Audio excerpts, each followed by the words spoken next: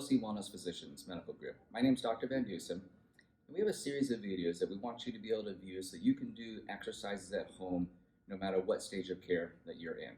The video you are viewing now is focused on helping to get your muscles to relax, to get tissue to open up, and to get the muscles so that they can elongate a little bit for us. So we're going to work to improve flexibility today. Whether you're using a lacrosse ball or a foam roller, the most important thing is to go slow with the movement. Your tissue has to feel that it trusts you. If it doesn't, it'll tighten up. The way muscles work is, let's say we've got your bicep right here, muscles lined up like this. When it contracts, it moves like this. When it relaxes, it does this. Well, for a lot of us, we carry knots or trigger points, or call it whatever you want, where it looks more like this. And so we're going to use a lacrosse ball and foam roller to get that tissue to relax and open back up for us so that we can work to improve our flexibility. Today I'm going to show you how to stretch your plantar fascia. So your plantar fascia is the under muscle right here in your foot. A lot of times when we wear shoes that are too flat, that don't have nice good support for our arch, or we're walking around a lot, our plantar tends to flatten out and gets really stiff. So we want to stretch this out. If you were actually diagnosed with plantar fasciitis, that means that you have inflammation in that muscle that's causing it to be very taut and very tight.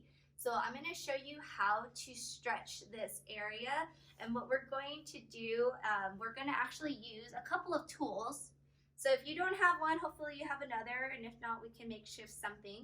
But level one, if you're starting out, you might want to use a tennis ball because they're kind of squishy and they're felt, so it's not as abrasive, so it's not as hard.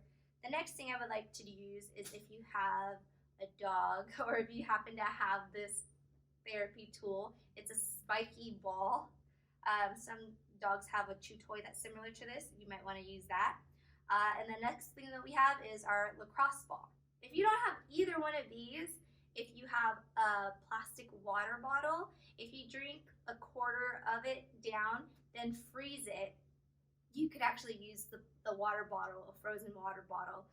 The only reason why I say frozen is because when water becomes solid, it becomes frozen, it's solid, so it gives you that nice, you can step on it without crushing the plastic bottle, but also because of the ice, it's actually going to ice your muscle at the same time. So if you have plantar fasciitis, itis means inflammation of a muscle, you want to ice it to reduce the inflammation.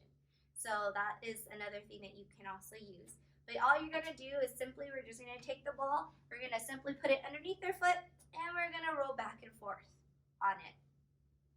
And you want to do this for about a minute.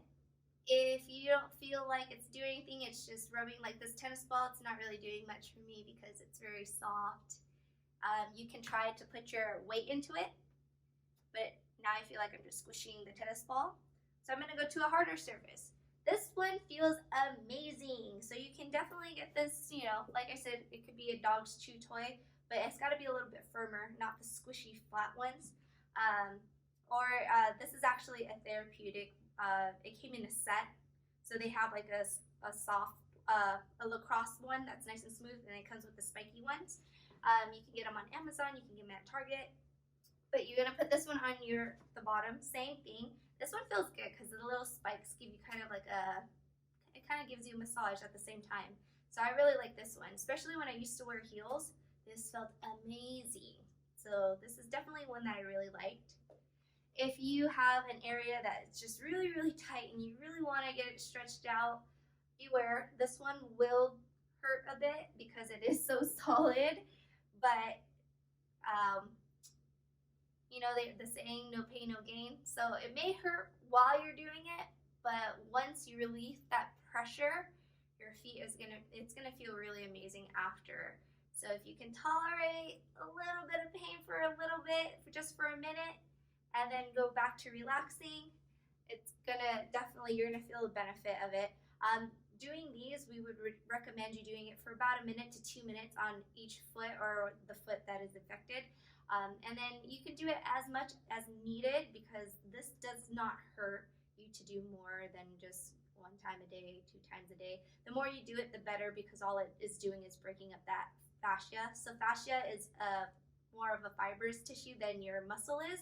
So it's a little bit harder to manipulate. Like our muscles, we can massage it out and it's okay, but your fascia is kind of like an in-between, like a tendon.